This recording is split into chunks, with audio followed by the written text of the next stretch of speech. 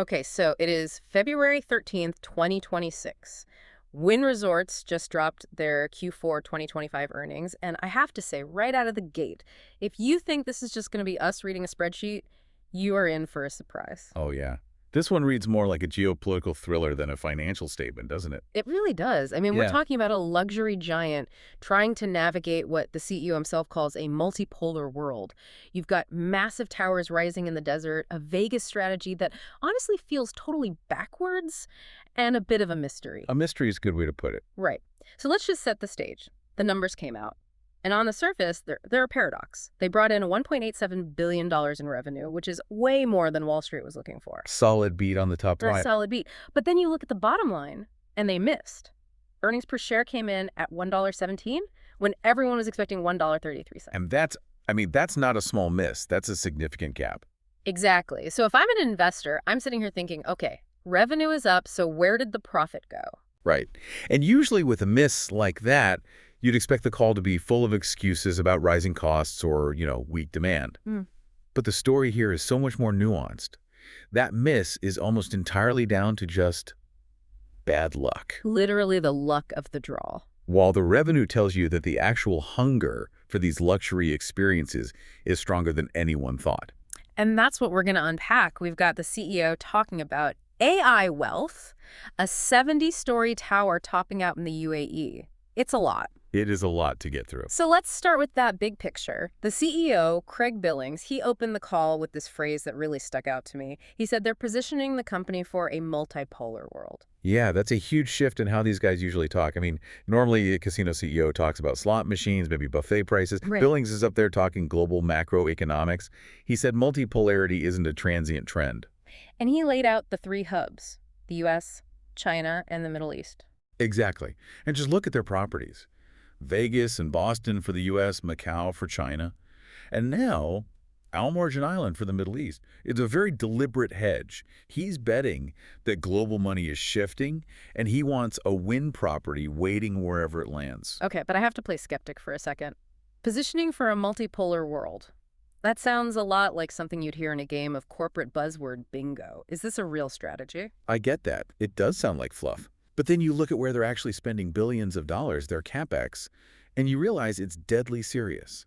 He's making a bet that the next generation of billionaires isn't just coming from Silicon Valley. It's coming from tech in Shenzhen, new money in the UAE. Precisely. So it's a hedge. If the U.S. economy takes a hit, he's still got these other two massive engines ready to go. And speaking of where the money is coming from, this is where it got really interesting for me. He specifically tied this strategy to wealth creation driven by technology and artificial intelligence. That definitely caught my ear, too. So again, my skeptic brain goes, okay, AI and hotels. Is this just robots delivering room service? Is he just saying AI because it makes the stock price jump? No, and that's the key. He's not really talking about using AI in the hotels. He's talking about where his customers are getting their money. He's looking at the world and seeing this incredible wealth creation happening because of the AI boom. The people getting rich from NVIDIA stock and new AI startups Are the exact same people who are going to be booking $2,000 a night suites in Macau and the UAE. And this new wealth is popping up in those same three hubs.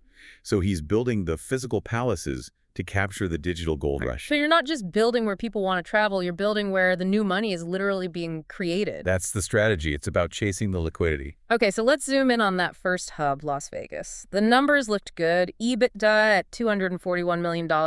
But there was this weird detail where occupancy was actually down a bit. Yeah, it dropped from about 88% to 85%. And on the surface, that sounds bad, right? Yeah. You want your hotel to be full? Of course. But this is where Wynn just plays a completely different game. Because their average room rate was up. It's like $611 a night now. And that's the aha moment. They are intentionally choosing to make more money from fewer people. It's driving rate over occupancy. They would rather have 85% of the rooms full at $600 than sell out at $400. Is that just about being exclusive? That's part of it, but it's also just smart operations. Fewer guests means less wear and tear. It means your staff isn't as stressed. Your restaurants aren't overwhelmed. They're optimizing the building, squeezing more profit out of every single guest. That makes sense. But speaking of fewer guests, they're about to have a lot fewer, no matter what. Let's talk about the Encore Tower remodel. Yeah, this is the big headwind for 2026. It starts mid-May, and it's a full 12-month project. They're estimating it's going to take about 80,000 room nights off the market in 2026 alone. 80,000. Yeah. I mean, you can't just delete that much inventory without it hurting. No, and he was very clear that it's a problem. But wait, if we go back to that strategy, if supply goes down, does that mean the price goes up even more? That's exactly the plan. They're going to mitigate that loss by jacking up the rates on the rooms that are still open. Okay, but there's a risk there, isn't there? You're going to have loud construction going on in a luxury tower, and the plan is to charge the remaining guests more. That sounds like you're just asking for terrible online reviews. It is a definite tightrope walk. But this is where the convention business comes in. They said their group and convention bookings are really strong for 2026. Ah, and those guests are different. Totally different. The company is paying, so they're less sensitive to price, and more importantly, they're in meetings all day. They're not in their room at 10 a.m. listening to a saw. They're on the trade show floor. So they can use that corporate business to fill the gaps and keep the lights on while they renovate? That seems to be the bet. Okay, let's hop over to the second hub, Macau. This is where that mystery of the missing profit really comes into play. The bad luck factor. Exactly. So Macau is supposed to be the cash cow, and the volume was there. I mean, VIP turnover was up 48%. That's huge. It's massive. And even the regular mass market players, their spending was up 18%. The casino was buzzing. But then the profit wasn't what it should have been, and they blame low hold. Can you break that down for us? How does a casino have a bad quarter when everyone is gambling more? It sounds impossible, right? Yeah. Because we always say the house always wins, and over the long run, it does. But in any given 3-month period, you can just get unlucky. Hold is just the percentage of the money gambled that the casino keeps. So if a couple of really big players, these whales, just have a hot streak. It can completely wreck the quarter. Billings said the low hold in the VIP segment alone cost them over $16 million in profit. It was just a run of bad luck. The players won more than they were supposed to, statistically. It's just wild to me that a multi-billion-dollar company's earnings can swing based on a few lucky hands of baccarat in Macau. It's the high roller paradox. Yeah. To make that kind of money, you need players who bet that big, but it also introduces huge volatility. So what's the fix? You can't just rig the games. The 6 is more volume, the law of large numbers. If you have enough people playing enough hands, the math always wins in the end. And that perfectly explains the brand new thing they just opened. Exactly. The Chairman's Club expansion at Wynn Palace. They just tripled the size of this super exclusive area. It's almost 100,000 square feet now. Wait, 100,000 square feet? For a VIP club, that's bigger than a supermarket. It's enormous. Private gaming, its own restaurants, cigar lounge, and the timing was perfect.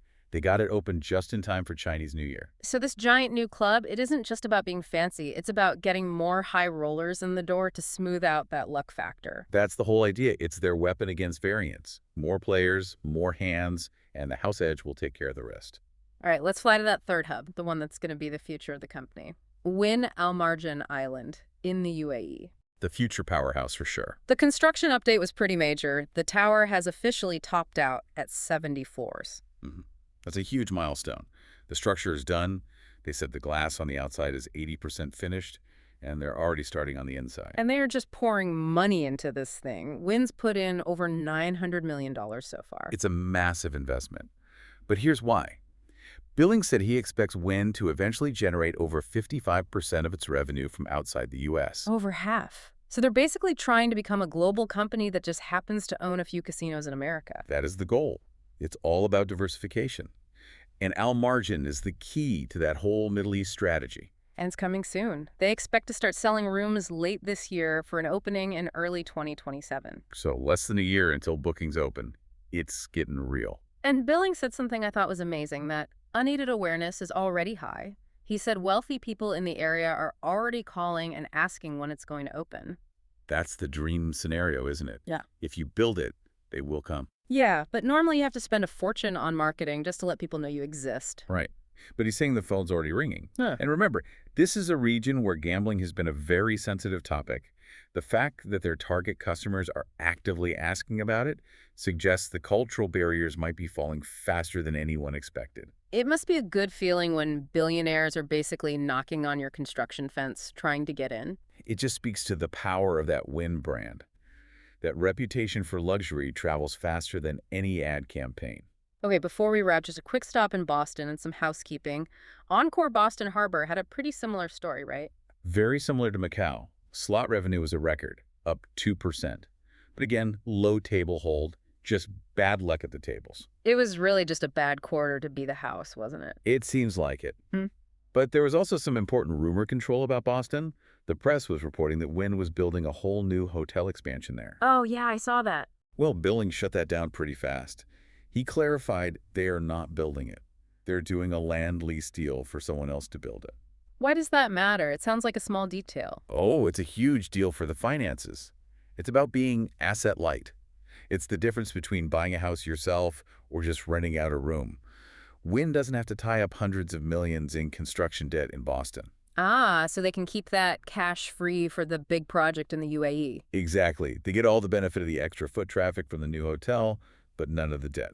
It's a very shrewd move. And just a couple last items. Their CFO, Julie Cameron-Doe, is retiring. Right, before the next call. That happens. It doesn't seem like a red flag, especially when you look at how much cash they have. And they have a lot, right? A ton. $4.7 billion in cash and available credit.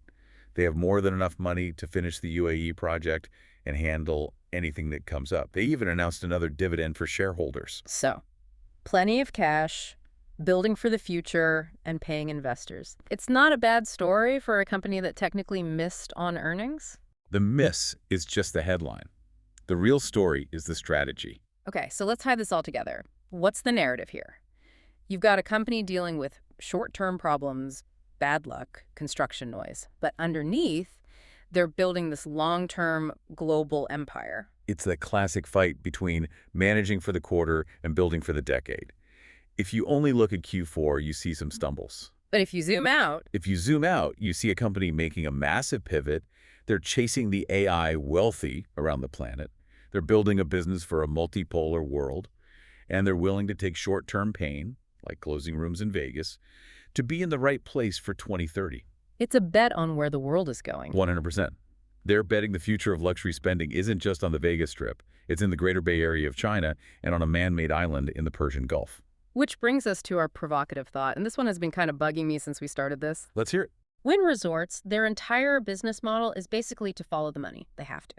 And right now, they are moving their chips literally to the east. They want over half their revenue to come from outside the U.S. Right.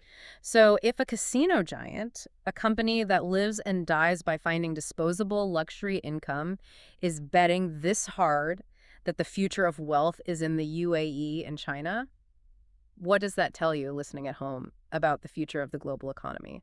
Are you hedging your own bets the way Wynn is? That is a very, very expensive question to get wrong. If the smartest money in the luxury business is diversifying away from the dollar, maybe we should all be paying attention. I think so. And hey, next time you see a casino stock drop after earnings, go look for that hold percentage. Maybe they didn't lose the plot. Maybe they just lost a few hands of cards. Sometimes it really is just down to luck. Thanks for diving in with us. We will see you on the next one.